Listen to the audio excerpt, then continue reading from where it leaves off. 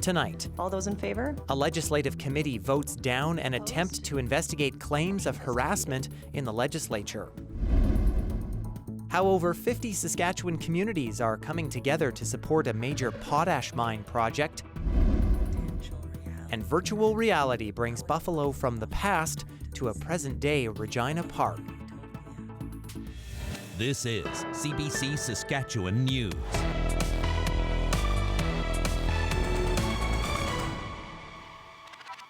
It is Monday, June 17th, and the CBC Saskatchewan News starts right now. I'm Ethan Williams, in for Sam McKeag. Thanks for joining us tonight. MLAs gathered at the provincial legislature in Regina today, but they weren't there for question period. Their meeting was focused on an attempt to investigate allegations made by the Speaker of the House. But as Alexander Kwan reports, that attempt was quickly shot down. A Saskatchewan Legislative Committee meeting is usually pretty boring, but on Monday, this room in the provincial legislature was the hottest ticket in town. On the agenda, efforts by the opposition NDP to dig into allegations that government MLAs and staff harassed Speaker Randy Weeks.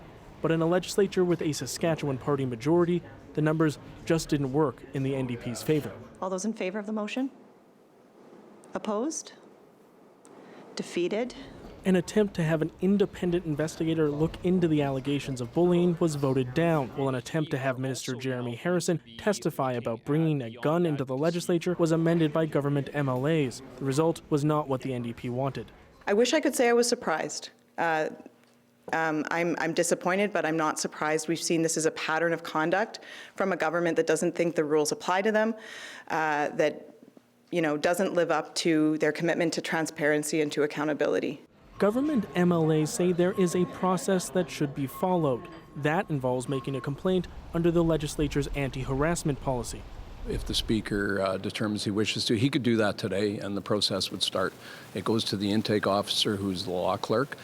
He makes a determination of whether or not an independent third party should do an investigation or not. But that investigation doesn't get answers to the public. A harassment investigation has to be confidential, and the policy outlines that a complaint must be made within 90 days of the last incident. The entire process can also end if someone is no longer an MLA, and with Weeks not running again in this fall's election, the clock is ticking on any investigation. The NDP says it's looking at other options, but for now, efforts to find out what really happened may have come to an end. Alexander Kwan, CBC News, Regina. Alberta NDP leader Rachel Notley is wrapping up her final days on the job that she's held for nearly 10 years. Notley announced this past January she would be stepping aside as party leader. The party is set to name her replacement this Saturday after 3 weeks of voting. Notley served as Alberta's first and only NDP premier. And though she lost her last 2 elections, she's spearheaded a major change in Alberta politics. An unprecedented alliance of cities, towns, and First Nations is taking shape in central Saskatchewan. It's all to do with a major economic project taking shape around many communities. Jason Warwick has more. BHP's $14 billion Jansen Potash mine project is under construction east of Saskatoon. More than 2,000 workers are already on site, and several thousand more staff and their families are expected to arrive when the mine opens in a couple of years.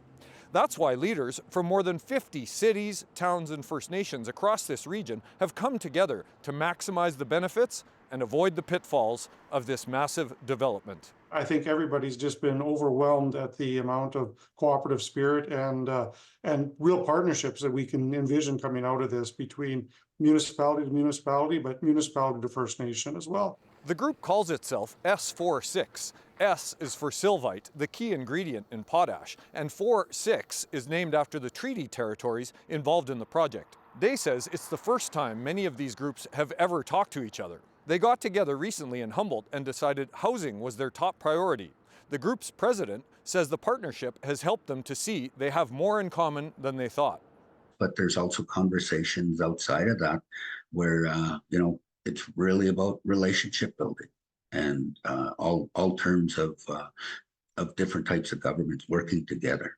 Sunshine says the term reconciliation can be overused, but this is its truest form, forging new, meaningful relationships, personal, political, and economic. when we talk about reconciliation, it includes, it's a two-way street where it includes First Nations, not just being consulted, but actually contributing to bigger projects. The head of BHP's Canadian operations says she's worked in nearly a dozen countries and has never seen anything like S46. She says BHP will help finance the group's needs. So we are looking at incentives for our own workforce to move locally and to facilitate that move locally. We're also looking into our own social investment to actually fund, for instance, childcare in the region, to set up and establish and create the facilities for the daycare. Once they have a housing plan in place, S46 officials say they'll move on to other priorities such as childcare or labor force development. And they say they're confident that speaking with one voice will be good for everyone. Jason Warwick, CBC News, Saskatoon. More money announced today for a University of Saskatchewan-based group helping to combat climate change. Researchers at the university have developed 2 climate satellite instruments that will be used by the Canadian Space Agency and NASA for better weather prediction and climate modeling. Today, Innovation Saskatchewan announced it's giving the researchers $600,000 over the next 3 years. One of the project's leaders said they've been working on the instruments for a long time now, and most hurdles have been overcome. So the technology is mature, the science readiness is mature. We will be able to confidently say that once all of the funding is in place and the government projects are moving forward, that we actually won't, there will be technical difficulties all the time that arise, but there should be nothing major, or we probably wouldn't have got to this point as it is. The U of S is the lead institution in a group of 14 universities working with the Canadian Space Agency on its climate project. Cyclists in Saskatoon gathered together over the weekend to demand safer streets. Around 200 cyclists rode in the Ride for Your Life rally commemorating Natasha Fox. The mother of 2 died last year when the bike she was riding was hit by a cement truck at the intersection of College Drive and Wiggins Avenue. A report ordered by the city found it's one of the most biked intersections in Saskatoon and has a history of crashes. Fox's family spoke at Saturday's rally. The love of my life was killed right there. It was here where she died in front of her children. Her death could have been prevented. It was not an accident. Yet the truck that killed her is still on our roads. A constant reminder of how much work still needs to be done. In April, Council voted to put in a painted bike lane and bike box at the end of Wiggins Avenue, and next month speed limits will be lowered on 2 neighborhood bikeways. Saskatoon police cleared the cement truck driver of any wrongdoing in Fox's death. Well, as the end of the school year nears, grade 12 students across Saskatchewan are celebrating their high school graduation. But reaching this point hasn't always been easy for everyone. One Moose Jaw mother says she never thought her son would stay in school long enough to graduate. Jenny Whitfield tells us what changed that. As kids stream out the door of a high school in Moose Jaw, one 18-year-old and his best friend stand out from the rest. Stephen Walser and a Labrador named Doug. They've only been together for a few months, but before Doug, there was Bingo. Both service dogs have helped Stephen cope with symptoms of autism. They've just been a friend for me for the past 7 years, just always there, and I could rely on them during hard times. The dogs have helped Stephen reach an important milestone, graduation. It's something his mother wasn't sure would ever happen for him when he first started school. He would run away from the school quite a bit because he was frustrated. Lori Ewan says she couldn't calm him down no matter what she did. It would just cause him to get more and more overstimulated. So then that's where he would lash out at us, and he would, take swings at us and try and do things to harm others. The family was prepared to homeschool Stephen until they heard about the option to get a service dog. When Stephen was 10, the Lions Foundation of Canada Dog Guides gave him his first dog, Bingo.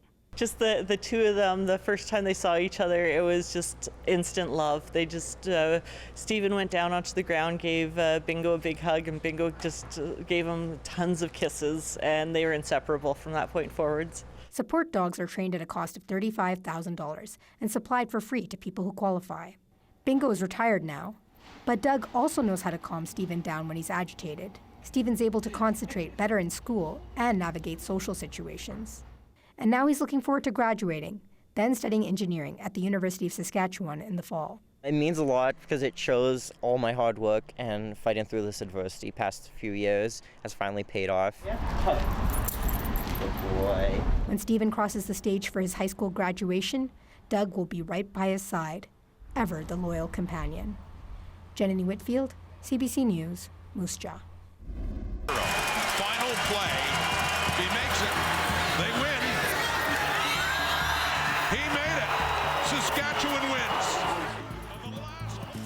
Another come-from-behind victory for the Riders this weekend, beating the Hamilton Ticats 33-30 after that walk-off field goal you saw there from kicker Brett Lowther, who went perfect on the night, by the way. The Riders trailed Hamilton for nearly the entire game by as much as 13 points during the third quarter, but they rallied despite losing standout receiver Sean Bain Jr. to an injury near the end of the first half. The Green and White return to practice in Regina on Wednesday, and we will return after the break.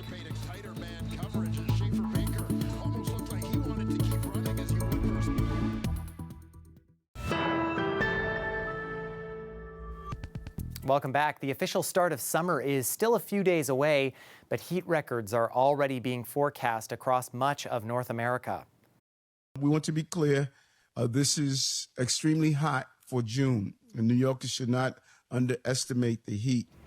The Big Apple is about to become the Baked Apple. Forecasts indicate temperatures will feel like nearly 40 Celsius in New York. The U.S. is expected to see as many as 200 shattered heat records in the coming days. A powerful area of high pressure known as a heat dome has trapped hot air over much of the U.S. Temperatures have climbed to the 40s across many of the southern states. Hot weather is also moving across central Canada. Heat warnings are in place for a large section of Ontario.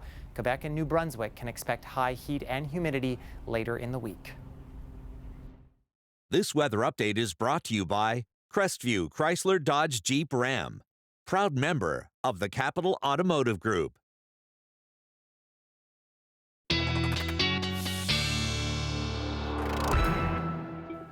And our weather specialist, Tyreek Reed, joining us now. And if it was this time last year, Tyreek, we'd be talking about 30-degree temperatures here in Saskatchewan, but definitely not the case now. Not the case now. Right now, we're just talking about the rain, Ethan, which is no surprise. You know, we've been seeing that a lot lately. Just yesterday, we saw heavier amounts in the northeast, like over in Waskesiu, seeing 66 millimeters of rain just yesterday. Also in the northeast over in South, and 33 millimeters of rain from that system that passed through yesterday. So rain is still the theme here in Saskatchewan, and of course, we're still tracking this low coming from Montana. It's bringing rain showers to parts of southern Saskatchewan. We saw that here in Regina earlier on today, and we could still see more of that heading into tonight. And of course, to the west of us, we're also tracking more precipitation. We're also seeing some thunderstorms in that area because of this. So yeah,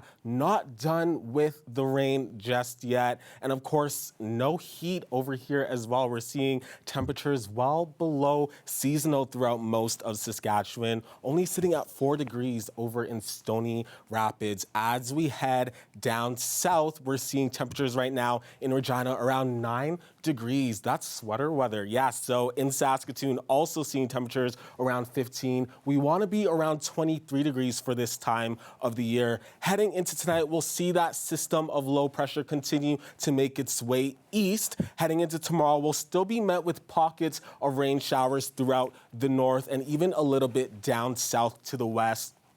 And as we head into Wednesday, we're still going to see another system gradually start to pick up. So we'll be seeing more pockets of precipitation down south as well. Heading into Thursday, that's when we really start to see that clearing. We're going to be met with many clear skies and a lot of dry conditions as we head into the first day of summer. And of course, a lot of that precipitation that we're going to be met with will be to the south. We're looking at totals around 20 millimeters in places like Estevan. And also to the north, we're looking at around 7 millimeters of rain in areas like Stony rapids. So we're not quite done with that just yet. And of course, winds will start to pick up once again. They were quite low today, but we can see that start to pick up in areas like Regina as the days go on. Now let's take a look at our 7-day forecast here in Regina. Like I mentioned, still dealing with that rain, but on Thursday, that's when we start to see that shift. It's going to be a beautiful day, highs around 23 degrees, and we're going to be staying in the 20s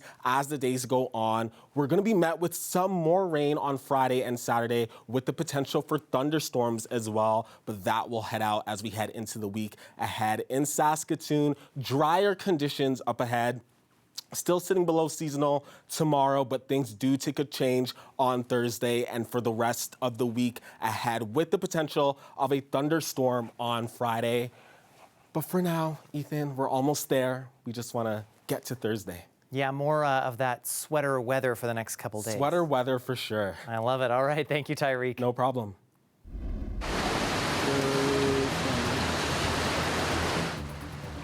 Well, we are just 39 days out from the start of the Olympic Games in Paris. Boats are in the water this morning on the River Seine, practicing for the opening ceremony.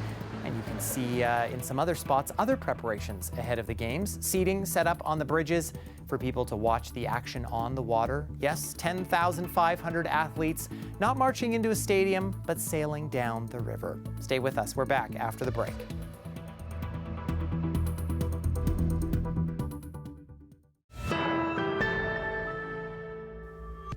Welcome back. A leaky roof is a showstopper for Saskatoon's Persephone Theatre. It's shutting down as of next Monday for partial roof repairs. And at the same time, the theatre is trying to raise $2 million to fix its entire roof. Theatre staff took us behind the scenes to show us what they're up against.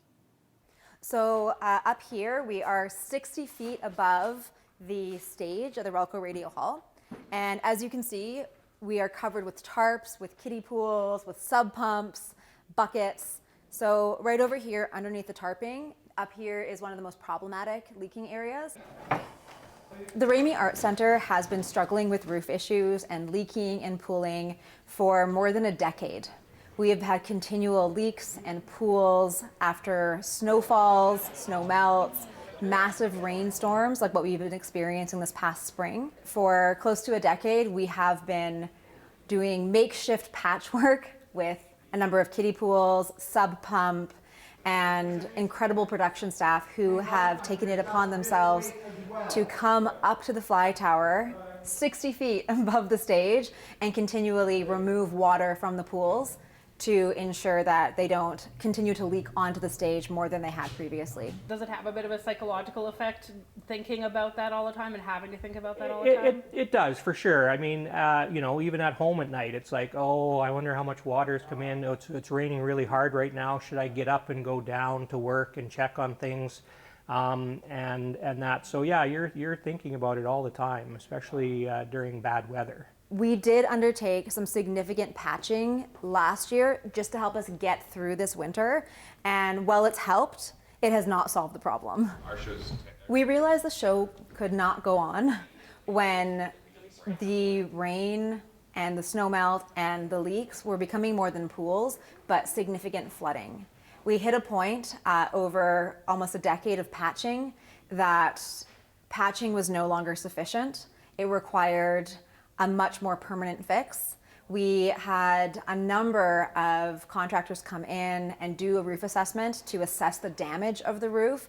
And what we learned is the entire roof will need replacing. Right now, we're focusing on the fly tower, which, as I mentioned, is the space right above the audience as well as our stage. The hope is that once we get this phase of the roof done, we can continue fundraising to be able to accomplish the next 2 phases.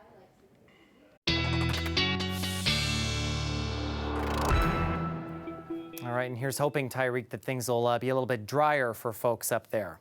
Yes, no, definitely drier for now. And as of for our friends here in Regina tonight, we're going to be seeing seasonal temperatures, and heading into tomorrow morning, that's when we're not going to be seasonal anymore, seeing temperatures around 10 degrees, and heading into tomorrow afternoon as well, also being met with below seasonal temperatures, with those showers now coming back in. Heading into tonight for our friends over in Saskatoon, also seeing seasonal conditions with lows around 9 degrees. As we head into tomorrow, that's when things start to feel a lot cooler when you're heading out in the morning, and heading into the afternoon as well, also sitting below seasonal in Saskatoon once again. Ethan?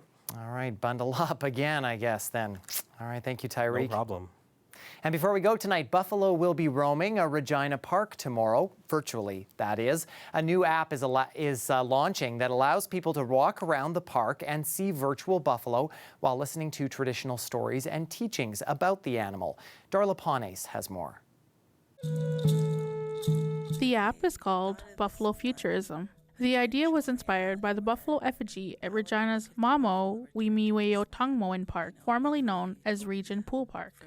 The rock display was created by Jolie Big Eagle Quaitaway and her husband Lauren back in 2022.